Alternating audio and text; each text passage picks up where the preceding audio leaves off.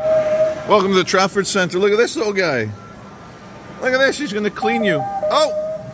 Quite right, lion bot. Now, this is interesting for me, because it's the first one of these things I've seen. I've seen them... That's cute. That is quite cute, actually. What's up? What? Red flag? Already? What? You want to smell my fingers? Smell my fingers? No? You like that? Oh, I knew you'd like that. Oh, I knew you'd like that. So I turn on the news this morning. It's 24th of June, 2024. A couple of weeks until the election. And the main political parties are telling me to brace myself for tax rises next year, the year after, and for the foreseeable future. Even though the tax burden, according to the statisticians, is the highest we've had since the 1940s. Now, what was going on in the 1940s? Oh yeah, we were paying for a big war. Yeah, big war. Now, why are we're not in a big war? I know. There's literally about 20 million people in Britain who don't contribute, who are a kind of a net loss financially for this country. So rather than raising taxes, how about we start deporting large numbers of people? Every single illegal migrant, as in here without any legal basis, afuera, out.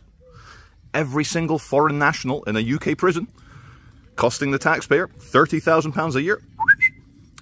And everyone that arrives on a boat, large groups of young men arriving on the shores of Dover, southeast England from mainland Europe, back on the boat. And if you don't like it, you're moving to Rwanda. A lot has been said about two-tier policing in this country. And that debate's obviously very important. It's to be had. But I will say that the police are outgunned. They don't carry guns in Britain. And the very illegal type people who we are wanting to deport are quite likely to carry a machete, a very large knife. And so you're an unarmed policeman, and your job is to protect the public. But you also want to go home to your wife and kids. It wasn't that many years ago, in the grounds of the Houses of Parliament, that a crazed jihadi stuck his massive Rambo knife through the chest of a policeman, killing him. And we don't forget, we know this. We are maybe weeks, maybe months, a few months away from a large Islamist group deciding to occupy and take over a modern British city. And they'll have all their wives, all their kids. What are the British Army going to do? What are the police going to do? They're going to be like, oh no, they're human rights. Like, we shouldn't have been so bad. Like, you know, it's our fault as British people. We should have made them feel more welcome. Next thing you know, Bradford will belong to the International Caliphate. Bury, Burnley, Bolton, Blackburn, all the clusters of bees. And again, very important when you're talking about these things to say, not all Muslims. Muslims are individual people, and they didn't have a choice what religion or testosterone cult they were indoctrinated into growing up. And I'm not here to mock people who, for whatever reason, have been unable to have children. There's many people who watch my videos who I'm sure, through no fault of their own, find themselves child-free. But for the rest of you, was all it took for you to literally wipe out your genetic legacy and disappear off the face of the 3D physical realm in terms of your genetics? All it took was a few documentaries about the planet getting a bit warm, a little ozone hole above the Aussies. And so no one wants to talk about we're going to have to really redo the economic system of Great Britain by deporting all the baddies and the people who shouldn't be here legally. Imagine young British people being able to afford a house. Not that one. You can't afford that one, that's for sure. The new Nazis, the neo-Nazis, the pro-Hamas, free from the river to the sea, have started the low-intensity civil war. And unless reform gets in, we're going to see Islamists taking over cities. We're going to see anarchist, communist, socialist little suckers of the kind of Fidel Castro phallus. They're going to be smashing shit up. They don't want to work. They don't want to improve themselves. They've already written themselves off. They're anti-baby. They're pro-abortion. They love the idea of killing a innocent little baby. They're maniacs. And so, on this note, I urge you all to vote for reform and to put pressure on anyone who has any power to start deporting the foreign criminals. Good afternoon. It's hot, but it's overcast and it's humid and my balls are sweaty. How are your testicles, viewers? Or if you're female, how's your outer labia? Sweaty as well? Anyway, with that, now that you're all warmed up for another Charlie Veitch video, thinking about your sweaty balls, just want to say I've been checking all the main political parties, all two of them, Conservative and Labour here in Britain.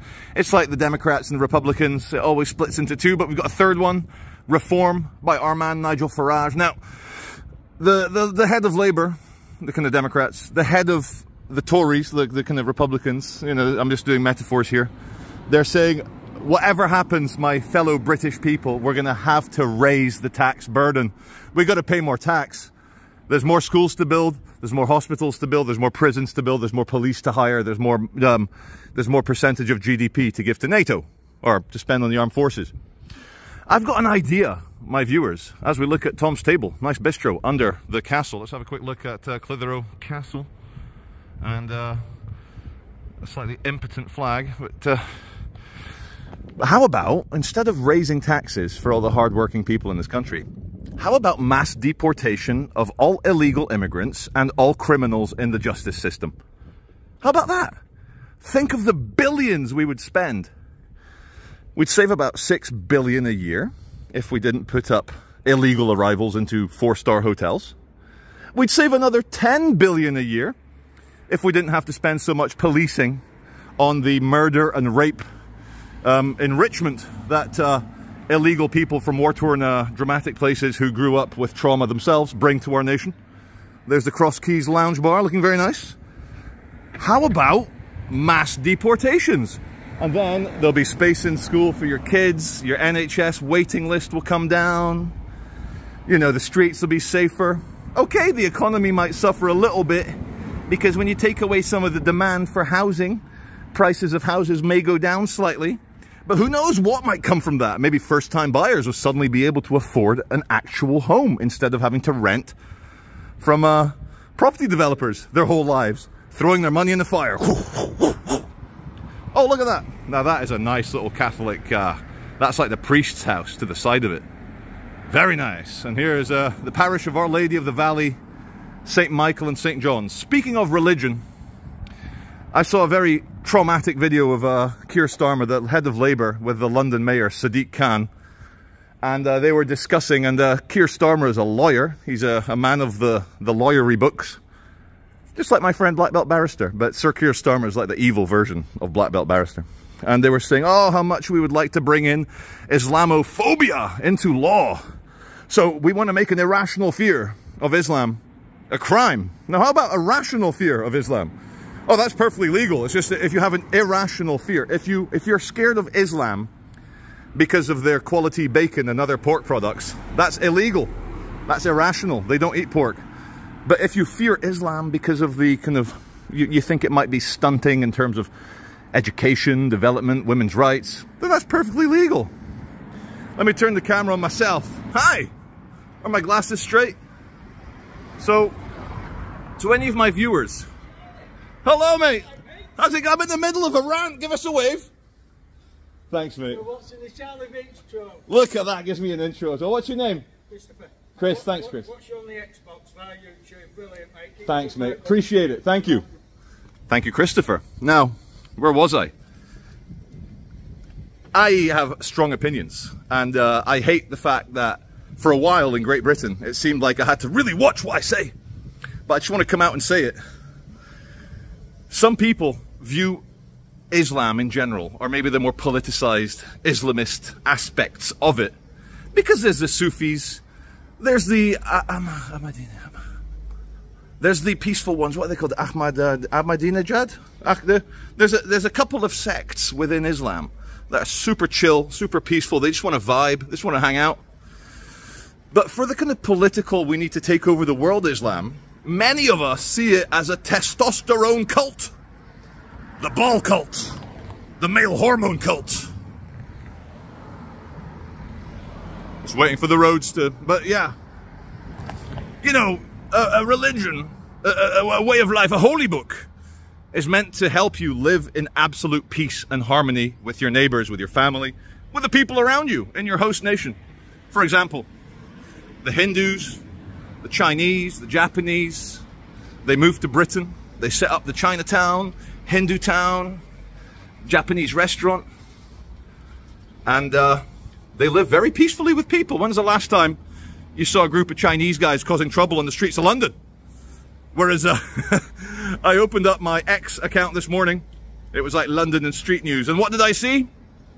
Yeah, I saw two testosterone culters having a machete fight in Lewisham. Whoa! Sword fighting returns to the UK. I'm about to pass a restaurant full of civilized people.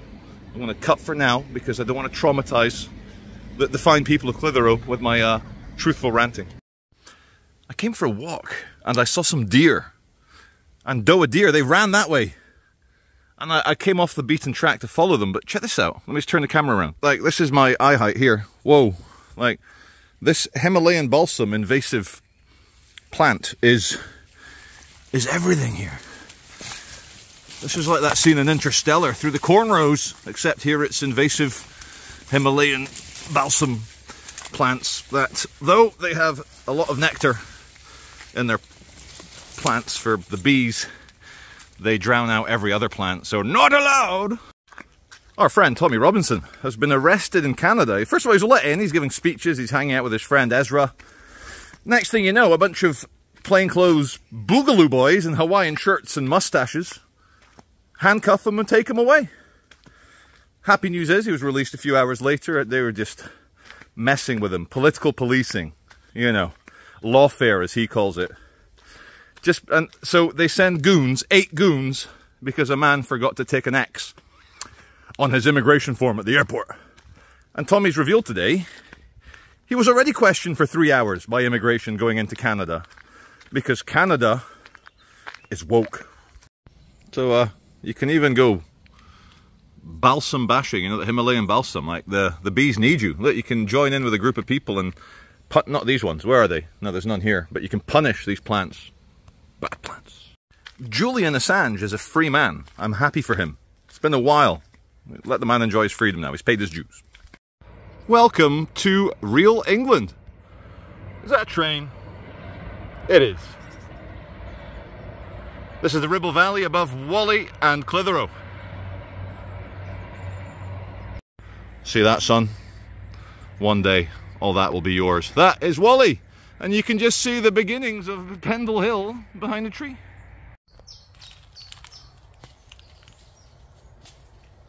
Didn't mean to disturb you. Sorry, little lamb. Before renovation, after renovation. It's very nice. Ah, there's a row of terraced flats made to look like some sort of weird church. And what's this row of terraced houses called? It's called Terrace Row, of course.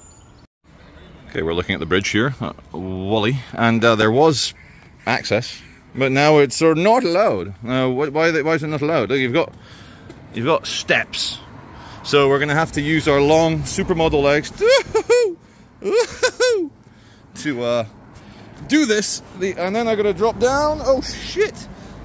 And even in the Ribble Valley, you get teenagers dropping trash.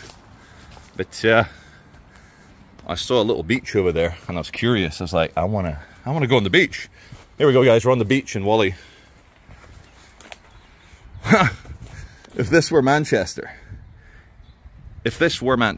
I would expect to find a family of crackheads here under the bridge. But as it's not, there is just the detritus of teenagers impressing the opposite sex.